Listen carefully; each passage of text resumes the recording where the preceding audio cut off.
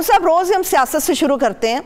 TTP वाला मामला है, ये सिर्फ वहां तक महदूद नहीं रह गया, पूरा मुल्क इस वक्त बेचैन है कि वहां क्या हो रहा है और यहां क्या कुछ हो सकता है।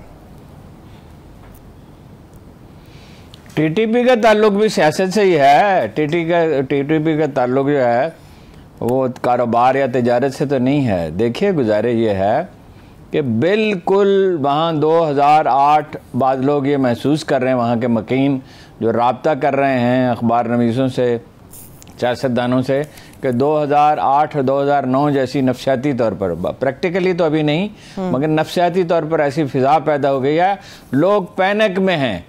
वो ये मैसेज दे रहे हैं वहाँ जो तालिबान के बाज़ गिरोह हैं कि ये तहरीक तालिबान पाकिस्तान के, अफ़गानिस्तान के तालिबान नहीं जी, कि हमें इजाज़त दे दी गई है वापस आने की, जिससे ये लोग अखज़ कर रहे हैं कि अगर इजाज़त दे दी गई है, क्योंकि माजी के अंदेशे तो अभी तक बरकरार हैं। एक ज़माने में उन्हें इजाज़त थी खुलेआम घूमने फिरने की, और इजाज़त दी थी कि मुत्तहिदा मजलिस अमल की हुकूमत ने, जो जिनमें जो किसी कदर हमदर्दी भी उनसे रखते थे, खौफजदा थे, अपने तौर पे कोई कार्रवाई नहीं कर। फिर आपको पता है कि 50 दिन की कार्रवाई में सब लोग वापस भी चले गए। कुल 3 महीने लगे थे, आबादी वापस भी चले गई और उनकी कमर तोड़ दी गई और वो भाग गए। वरना वो तो हुकूमत चला रहे थे वहाँ, प्रैक्टिकली ज़बरदस्ती बच्चियों की शादियाँ कर देते थे। सिर्फ खाजा खेला में 200 बच्चियों की शादियाँ कर दी गई, शादी घर बनाया हुआ था। तो लोग खौफ के आलम में हैं और उनकी समझ में कुछ नहीं आ रहा कि हुआ क्या है। अब हुकूमत का मौक़िफ़ ये है, जो पख्तूनख्वा हुकूमत के तर्जुमान ने कहा कि जी बिल्कुल कोई इजाज़त नहीं दी गई है और सिर्फ जंगबंदी हुई है। ये तो वो भी कह रहे हैं कि जंगबंदी हुई है, टीटीपी के लोग भी, लेकिन वो ये कह रहे हैं कि हम पहाड़ों पे रहेंगे। तो उनमें से एक ने कहा कि ऊपर आसमान है और नीचे पहाड़ है।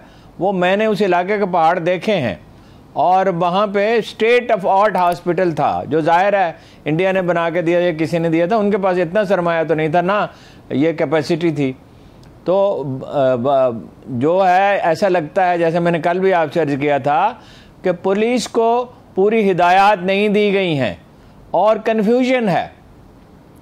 यानी जो लोग आए हैं वो तो जाहिर है उनके साथ, इंडिविजुअल के साथ तो रब्ता नहीं होता, उनकी लीडरशिप के साथ मुज़ाकरात हो रहे हैं।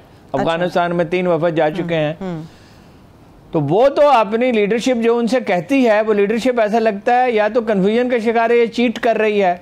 अपने आदमी उन्होंने दाखिल कर दिए हैं, गालबन इस अंडरस्टैंडिंग पे वो दाखिल हुए थे, कुछ लोगों को आने की इजाज़त दी थी, अपने अहल खाना से मिल लें, और उन्हें असले के बगैर आना था, मगर वो असला लेके आ गए हैं और झड़प हुई है। डीएसपी का अगवा किया गया, सिक्योरिटी फोर्सेस के कुछ और लोगों को अगवा किया गया और जरगे के जरिए उन्हें रिहा कराया गया। अब जब सूबाई हुकूमत को एतमाद में नहीं लिया जाएगा, अब ये सियासी कशीदगी जो है उसके बहुत ख़तरनाक पहलू होते हैं ना, नताइज निकलते हैं बाज़ एतबार से।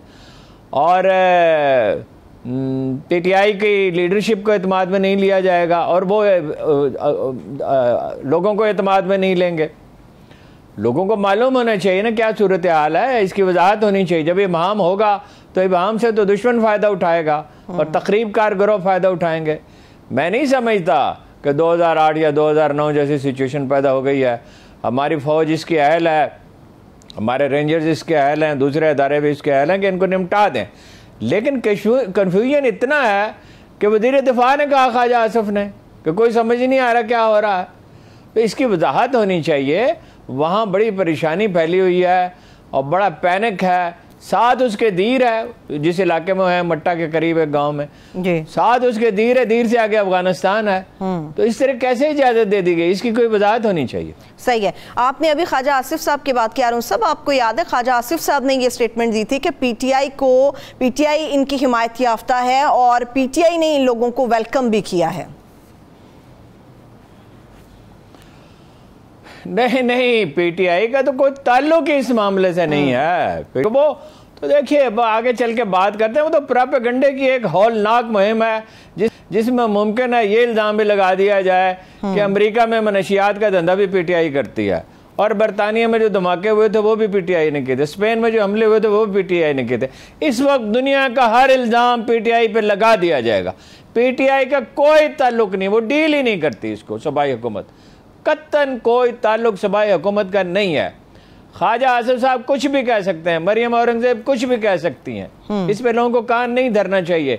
दो सियासी पार्टियां जब एक दूसरे के मद्दे मुकाबल हों, वो एक दूसरे पे और इख्तदार की कशमकश इतने खौफनाक फैसला कौन मरहले में दाखिल हो चुकी हो, तो कोई कुछ भी कह सकता है।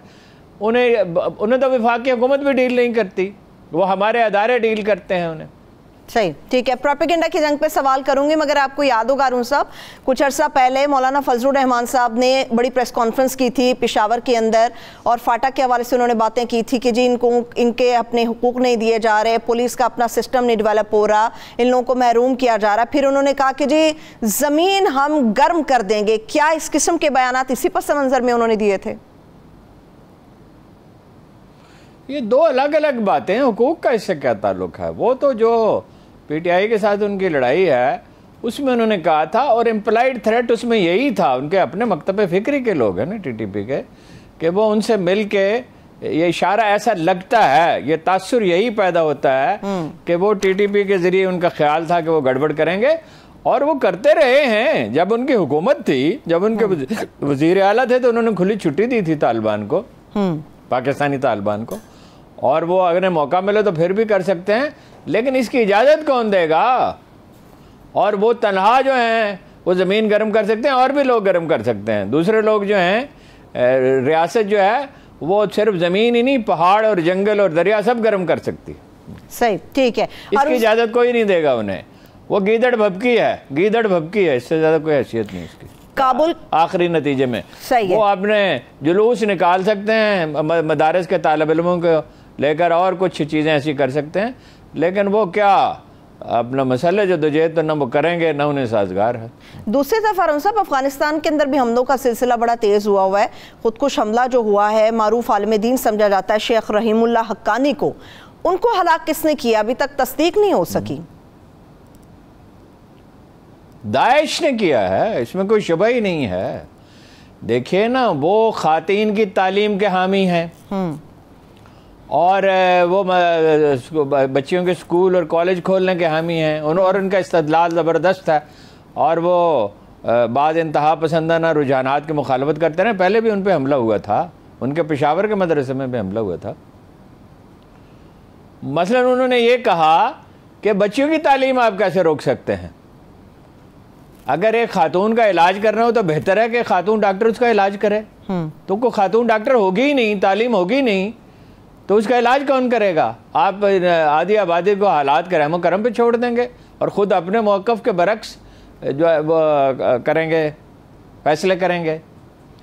तो वो दाइश का कहा जाता है, ज़्यादातर मुबस्सिरीन का यही ख्याल है। और दाइश के बारे में एक बात याद रखिए, ये रूसी तो ख़ास तौर पे इस पर इसरार करते रहे हैं ज़राए अबलाग उनके, दूसरे बहुत से ज़राए अबलाग भी ये कहते हैं कि अमेरिका की हिमायत उसे हासिल है, CIA उसकी पुष्टपनाही करती है। रूसियों ने तो उसकी तफसीलात भी बताई ज़राए अबलाग में, कि हेलीकॉप्टर में उन्हें ले जाया गया, फ़लाँ जगह से फ़लाँ जगह ले जाया गया, बहुत सी तफसीलात। इस वक्त तो मुझे मेरे जहन में होता तो मैं इस पर काम करता, वो तफसील तो मेरे जहन में नहीं है, लेकिन बहरहाल ये बहुत तकरार के साथ कहा जा रहा है। क्यों दाइश की क्यों हमायत करेंगे, उसे इस्तेमाल करने की कोशिश क्यों करेंगे? इसलिए कि अमेरिका इस खत्ते से निकलना तो नहीं चाहता। सेंट्रल एशिया में पाँव जमाने की उसे जगह नहीं मिल रही।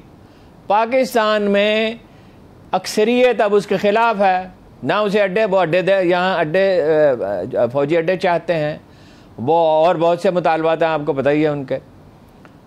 तो यहाँ मेजॉरिटी तो अब उनके ख़िलाफ़ है, सबसे बड़ी पार्टी उनके ख़िलाफ़ है अड्डे देने के और इन चीज़ों के, सिर्फ वर्किंग रिलेशनशिप चाहते हैं। तो इस इलाके में वो अपनी मौजूदगी चाहते हैं, और मौजूदगी के लिए वो कमज़ोर रखना चाहेंगे तालिबान को। इसीलिए वो उनके एसेट्स भी मुंजमद कर दिए थे, असास से उनके मुंजमद कर दिए थे, और अब मुज़ाकरात हो रहे हैं, उन्हें एंगेज भी रखना चाहते हैं, उन पर दबाव भी डालना चाहते हैं। सही सही। तो दाइश को इस्तेमाल किया जा रहा है, ये मैसेज है एक तरह से तालिबान के लिए। ठीक है, अब आते हैं अरुण साहब पाकिस्तान की सियासत पे। अब पाकिस्तान की सियासत तो नहीं, आप बिल्कुल दुरुस्त फरमाते हैं, ये प्रोपेगेंडा की जंग है, लेकिन इसका मकसद क्या है? दिन भर प्रेस कॉन्फ्रेंस होती है, अपना अपना एजेंडा हर कोई पेश करता है, प्रोपेगेट करता है उसे। मकसद क्या है, हासिल क्या है इसका? वो एक आध नहीं, दर्जनों प्रेस कॉन्फ्रेंस एक दिन में बाज़-औक़ात हो जाती हैं। इसका मकसद तो ज़ाहिर है इक़्तिदार का हुसूल है, इमरान खान का रास्ता रोकना है। देखिए 3 उनके अहदाफ हैं, उसकी स्ट्रेटजी के 3 पॉइंट हैं। नंबर 1 ये कि इमरान खान को करप्ट साबित कर दिया जाए। इसलिए आपने देखा होगा तकरार के साथ ये कहा जा रहा है कि जो पार्टी के लिए फंड्स लिए गए वो हॉस्पिटल पे खर्च कर दिए गए या गबन कर लिए इमरान खान ने, मनी लॉन्ड्रिंग की। हालांकि कोई उसका रत्ती बराबर भी कोई सबूत नहीं देता, कोई शहादत नहीं फराहम करता कि फलां अकाउंट से इतने पैसे ट्रांसफ़र किए गए। और शौकत खानम के लिए तो पैसों की कोई कमी है ही नहीं। ये तो बहुत पहले की बात है, इस वक्त तो कोई मसला ही नहीं है।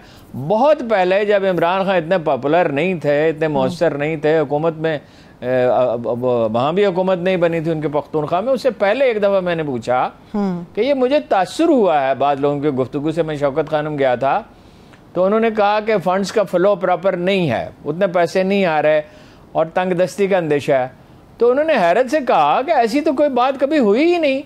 हमें जितने पैसों की ज़रूरत होती है हमारे पास फहरिस्त है, हम लोगों से कहते हैं।